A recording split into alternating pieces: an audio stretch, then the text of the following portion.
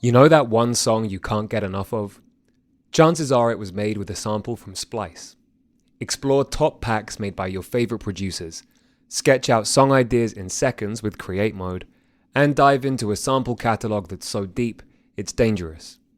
Find out why Splice is the industry's not-so-secret secret. Visit splice.com and try for free today. Welcome to The Fader Interview. I'm Alex Robert Ross, editorial director of The Fader. In 2020, his 10th year of releasing music, Perfume Genius, a.k.a. Los Angeles artist Mike Hadreas, released Set My Heart on Fire Immediately, his resplendent, triumphant fifth album. Featuring earthy, danceable pop music, as well as his closest skirmishes yet with more experimental, ambient sounds, it was Hadreas' most embodied, most powerful piece of work yet. This year saw the launch of the Perfume Genius Substack newsletter, an outlet for all of Hadreas' art that he hasn't shared over the past few years, from old demos to paintings to supernatural vor fanfiction. Last week, he caught up with the Fader's Shaad to discuss his Substack, Set My Heart on Fire Immediately, and his music for the 2019 dance piece The Sun Still Burns Here. Perfume Genius, welcome to the Fader podcast. Hi. Thanks so much for being here. The reason I wanted to interview you is because you've started a Substack as kind of like an outlet for other creative endeavors. Can you talk a little about why you started that and kind of what you're using it for and that kind of thing? I mean, for a bunch of different reasons. I guess essentially every time I make a record, there's a lot of things that are left behind. I write and record a lot, but very few of them end up making it to the album. But I still have a lot of songs and ideas that feel shareable, but don't really work in an album format. And I'm making videos for them still and thinking about them. And sometimes there are things that I even personally listen to a lot, which is very strange. I don't listen to my records at all. I think that'd be strange if I did. But I listen to some of my demos because they're so full to me. And they capture like a specific energy so well. Maybe I couldn't expand on it, or maybe it doesn't make sense as a record track, but I still want to share them. So that was one of the ideas. And also I make videos for them. I want to be able to share those. And then I wanted it to be a place that I could talk about making things a little bit more, which it ended up being a little more difficult than I thought. I think I make things because I don't know how to talk about it. So that part isn't going as well, but I'm still going to push to try because it's something that's really helpful to me. And then it's also a place for me to do stupid shit, which is the 90%, the rest of my brain, it's just being stupid, but in a very intentional, intense way. Yeah, and so far it's kind of, as you kind of said, it's like not just been an outlet for writing, but for kind of visual art and all this kind of like other stuff. How does kind of non-musical art figure into your life? And like, do you have quite a significant archive of work beyond the music you've released? I wish I had a bigger archive. I don't really save a lot. I mean, this is a way for me to have a document of things because I kind of just do stuff on, like I'm recording this audio for this interview on a really old laptop that is probably going to die really soon, and I haven't backed anything up on it. It's probably all going to just go. And there's years worth of music. It's happened to me multiple times. I don't know why I don't document. My mom laminates things, so sometimes I'll send her stuff and she'll laminate them and keep them, but I'm not very good at it. But I did find some old paintings that I made that I liked, and I shared those recently on the Substack. Also, I just make things all the time, and I like stuff. I mean, that's just how I get by, I guess. It's listening to music and watching movies and reading, and it's where I get a lot. Why is now the right time for you to kind of like be sharing this kind of ephemeral, well, not ephemeral, but you know what I mean, this kind of like extra art? And like, why is Substack the right medium? I mean, some of it, I guess, by the nature of how we're talking about it, seems like it's extra, but it doesn't feel inconsequential or something. It's just more. I think everything's become more formal too. I will write a song and then I go to the studio and then we record it and then I wait like a year and then There's a big fuss around everything. And this is a way for me to share stuff without that. I mean, it's a little naughty even, honestly, because it's gone okay so far, but I feel like some people are going to be mad at me about how easily I'm just putting stuff out. But I missed that. Like in the beginning when I was writing songs, I was just writing them. They were all one takes. And then I would make a video for it, and then I would just upload it and share it. And it was very rewarding to me, and it felt like how it should be done. I love I like making big ass music videos, and I like making the records that I do. And I couldn't, without that format, without all my people that I collaborate with, none of those things would happen, and they wouldn't be as magical as they are. But there's something I really miss about just sharing things to other people directly without having to go through any other channel. And it's a way to do that. I mean, Twitter is a way to do that with like a thought. Everything else kind of has its own identity, you know? There's other ways to share things, but they're always framed by the platform.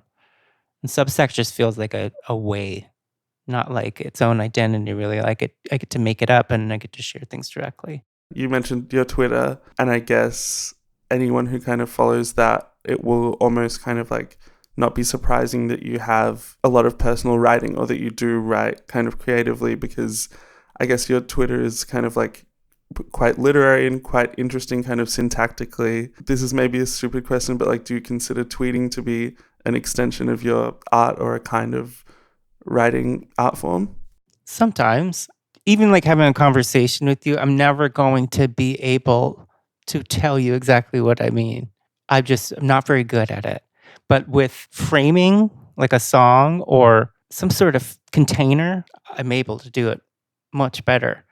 Whether I'm right or not, like I at least feel like I am communicating what I meant, and it's containing a whole bunch of stuff that I wouldn't be able to articulate in another way. And so sometimes Twitter feels like that in a more, I don't know why I keep using the word stupid. Stupid is good. And also there's some really funny people on there and some really creative, strange, fun people. It's gotten worse and worse and worse and worse over the years. But there's still some people that are just weirdos and make me laugh and are wicked smart.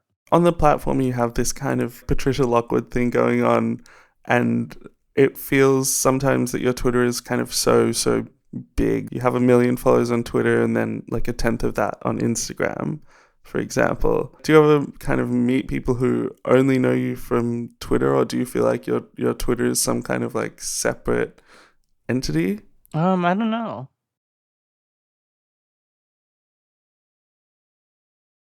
Because I will post about my music and nobody's really interested in that, you know. But then I'll post something about like alien, like queefs or something, and it's, you know, it'll go through the roof.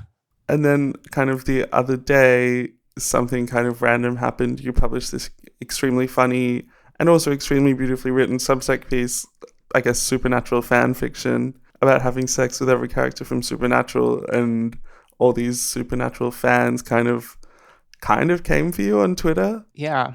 I mean, I knew that there was like a community, and I know that fandoms are fucking crazy. I mean, I've never read any fan fiction, and I have seen the show, but I'm not like super into it. It's just like I wrote the first sentence, like I've had sex with I was just an idea. It was almost like a tweet, you know what I mean? Like I've had sex with every cast and crew member of the TV show Supernatural. Yeah, it just kept going. And I mean, that's how I'm always make things. Like I don't really know what I'm doing until I'm doing it. I just keep going where it wants me to go. But I also knew that I was trolling, I guess you could call it. I don't even know what it is. It's shit posting. These are all terms that like the children have taught me. And then the children, after I posted that story, they showed me all these new words for what kind of fan fiction it is. I had no idea. It's self-insert, which is where you put yourself in it, right? And then it's like R something, RPF. I think it's where you don't write about the character, but you write about the actor playing that character, which is also what I did. And then vor, which is when you are ingested by someone, which is also what I wrote about. Yeah. I was wondering, could you read a portion of that piece or any of your Substack pieces? Yeah, I can read some. Well, I guess I'll give a little context for where we're going to start in the story. I don't know who's listening to this, but in the story, I'm working at Zales, which is like a really popular jewelry store in malls in America. And Jensen Ackles, who's the actor from Supernatural, plays one of the like model brother guys, comes in and has a seizure, and I go to comfort him. And then he starts to consume me, and I will start around that consuming, I guess. I was no longer in the middle of my shift at sales. The entire mall seemed to vanish around us until just he and I remained. Jensen cupped my stuck hands at his face and drew them closer. Slowly, but without any strain, he took every one of my fingers down his throat. I felt no pressure from his jaw. His mouth gave without effort and kept giving until he had taken me to the elbow on each side. The arrangement should have brought stress to my joints as well, but I felt no such thing.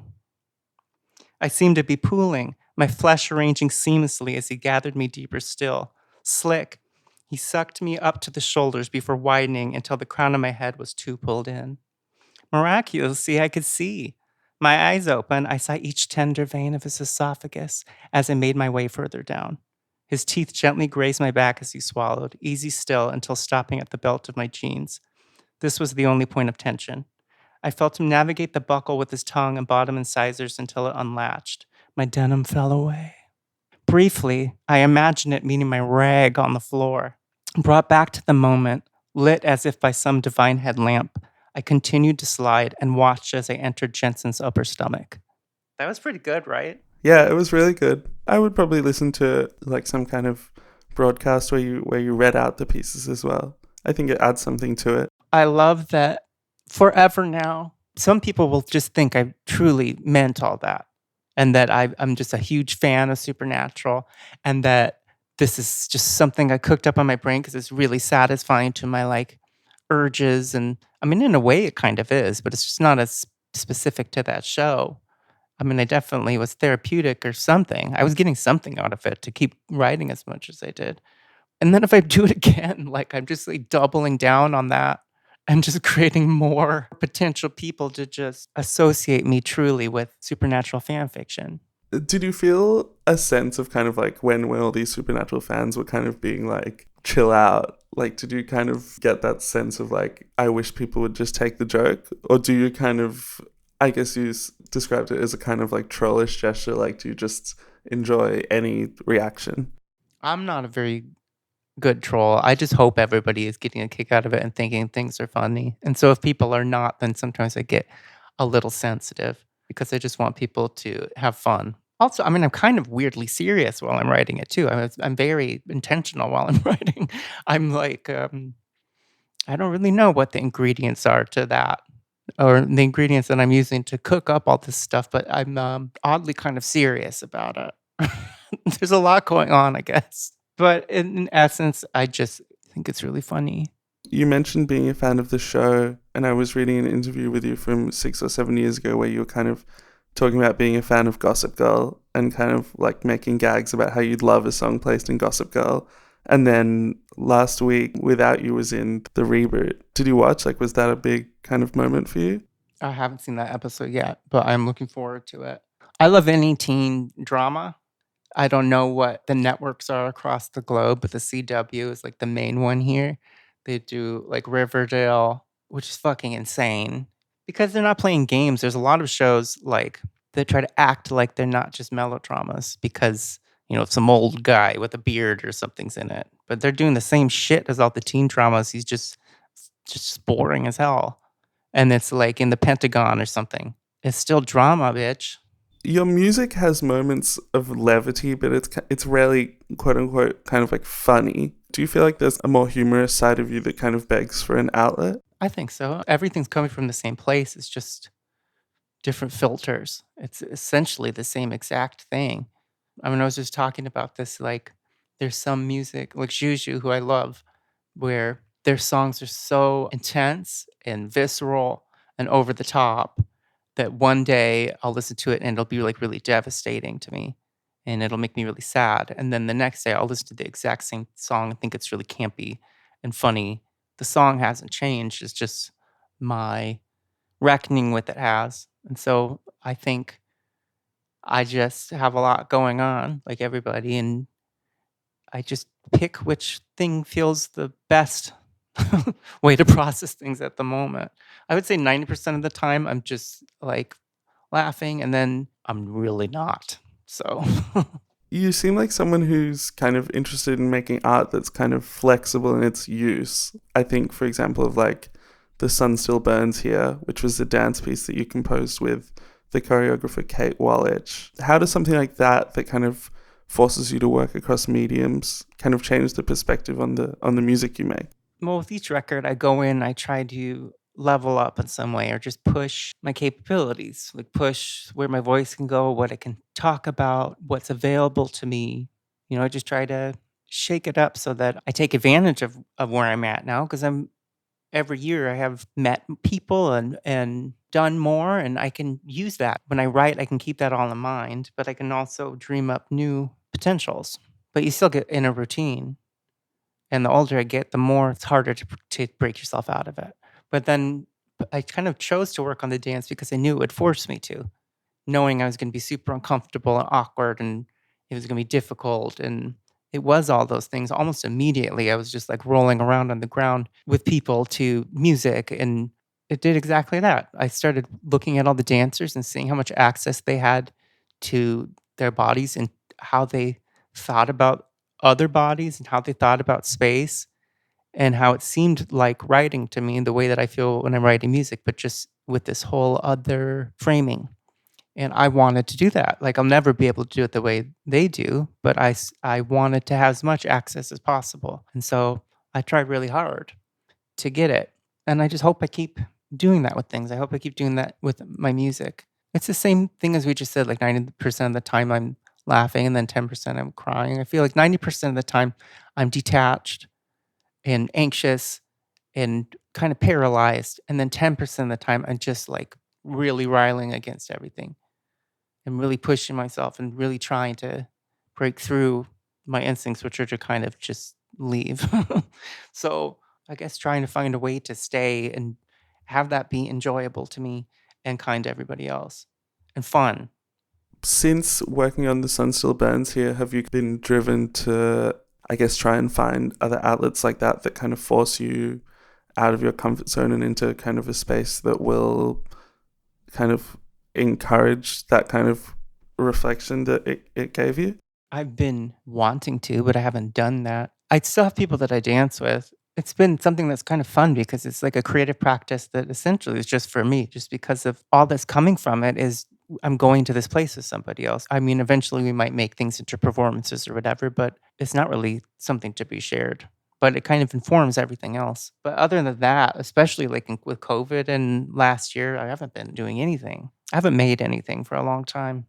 I can feel myself starting to build in the background, but in order to follow through, I need to really be intentional and take care of myself more and work and blah blah blah.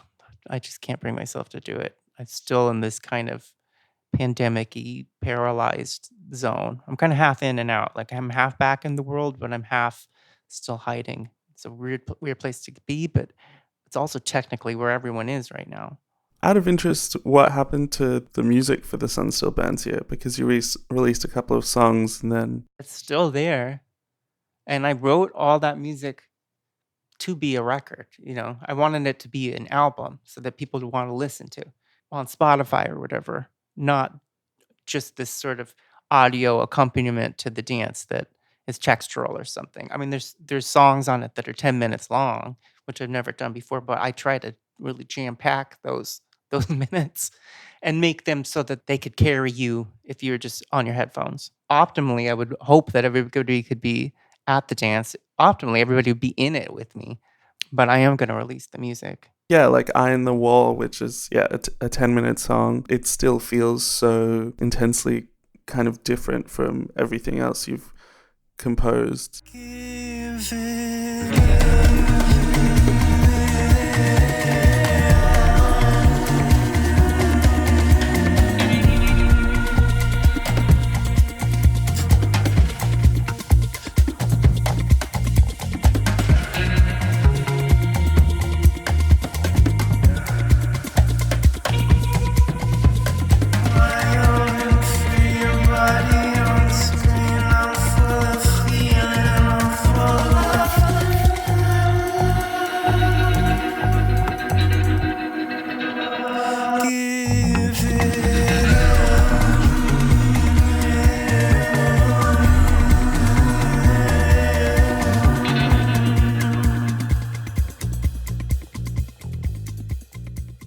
How did getting into that mode of having to make basically dance music, like that song is almost like a house track or something, how did you navigate that, I guess? It was both things. It was like liberating to not have like a pop song structure to try to make something in, but it was also how do I make something without it? Honestly, like me and Kate, the choreographer made a map that was emotional, and there's some movement in it, but it was more like an arc of feeling and a time. Like we're going to be in the toilet for 13 minutes energetically. So I'm like, okay, so what does the 13-minute toilet song sound like? I have no idea. And then I just, I guess started vibing or something. And a lot of it was through improvisation at first with me and Blake Mills and Alan in the studio, some at home. And it was hard. I mean, some of the songs on the dance album were by far the hardest songs that I've ever made. And the hardest in the studio where I was like crying and fighting. And even Eye on the Wall was really, really hard to make. And it's one of my favorite songs that I've ever made in the end. So it was a really strange combination of being really free, but also feeling technically very put upon. Like it had to be a certain time and it had to be captivating throughout. I couldn't just let a drone ring out or have it be some textural thing. I mean, I could, but I really didn't want to do that. In a way, I kind of just got to go to this like made up world and stay there for a long time, which was very satisfying.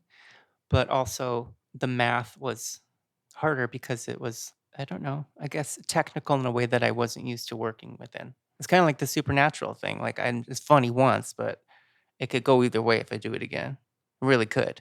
And so some of my songs, like they're really devastating at 3 minutes, but if I put like 30 more seconds on it, everybody would be like, oh my God, shut up. So it's hard sometimes, How has your approach to collaboration or like the boundaries of who you collaborate with kind of changed over the years? Because like on this most recent record, you have all these collaborators who you don't immediately think of when thinking about kind of like indie music, like people like Sam Gendel and like Jim Keltner, who like even in themselves are two incredibly disparate figures in terms of what they're doing and who they are. I just work with people that I like, and I work with people that the people I like. Like, I love Blake. I love the way he thinks about music. I like the way he plays and how respectful he is to me, even though we approach things very differently sometimes. We want the same things.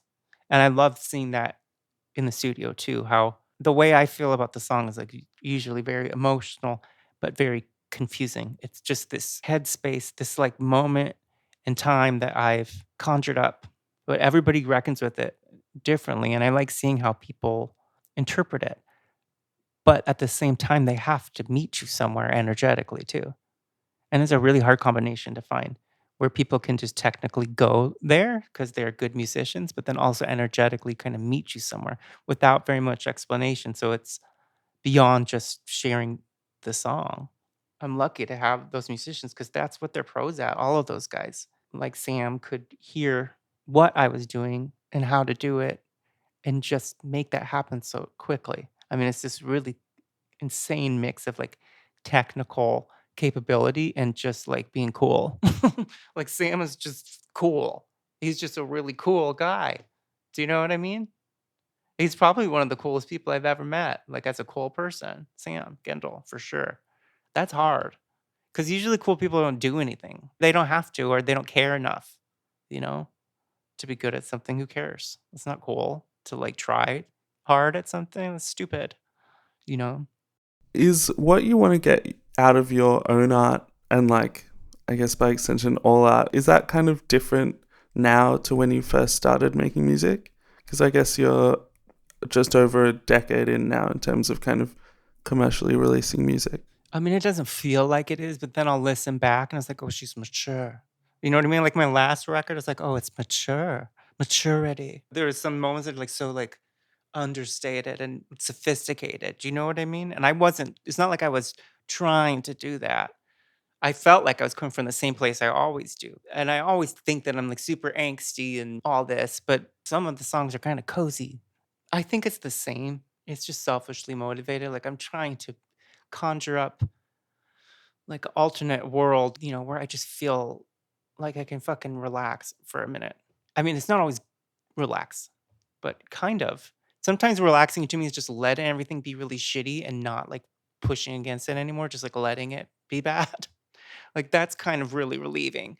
And so sometimes my songs go, if they're like darker, it's kind of what if instead of going to a dark place making me really nervous, what if I got power out of it? What if it turned me on? What if I'm sorry that I said turn me on, but like what if it like what if it like riled me up or I don't know, kind of flipping things that feel itchy and either making it itch in a way that I like or removing it. And finally, you're about to turn 40. Uh-huh. Do, Yeah. Mhm.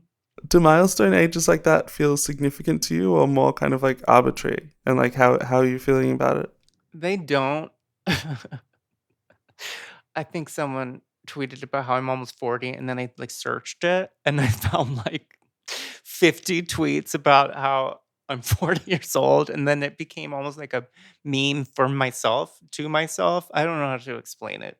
And so it is funny to me, but it also, like I am 40, like I'm getting older. I just don't feel like it really. And even from far away, I look really young. And then up closer, like, oh, there's something going on. But I feel like that even about myself. Like, I feel little. I'm tiny too. Like, I'm a tiny person. I've always looked very young and I've always looked confusing, like, is it a man or a woman or the young or old? Like, nobody could ever tell. And I think that's still true, but from like a distance. But up close, it's changed. And up close, I think I've changed. Like, I don't, as much as I say it's the same, I still feel older and I feel more balanced. I feel more mature and sophisticated in a lot of ways, but I'm just equally just dumb in the exact same way for so long. I guess I just think of aging as a funny thing too sometimes when I frame it like that sometimes to me. And then other times, the other 10%, it is sad just because I think when I was younger, I thought I was going to do it again. I don't know. I thought I was going to be young again. I thought I was going to be a kid again. And I still think that could happen, honestly. I don't know if I'll keep an awareness, but I never thought about it before. Never thought about my body or getting old or getting sick or my parents getting older and blah, blah, blah, all this stuff that happens. It's weird. Especially when you do a job where like you're kind of in an extended adolescence.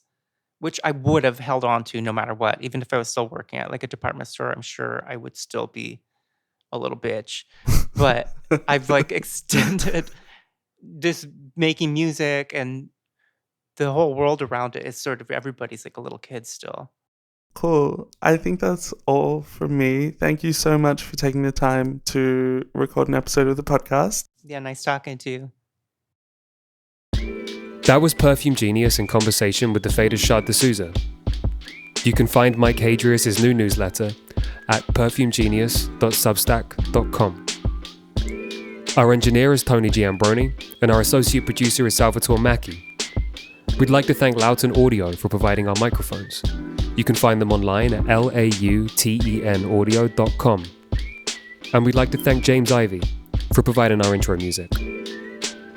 Remember to follow The Fader Interview wherever you listen to podcasts, and keep an eye on thefader.com for essential music news, interviews, and essays.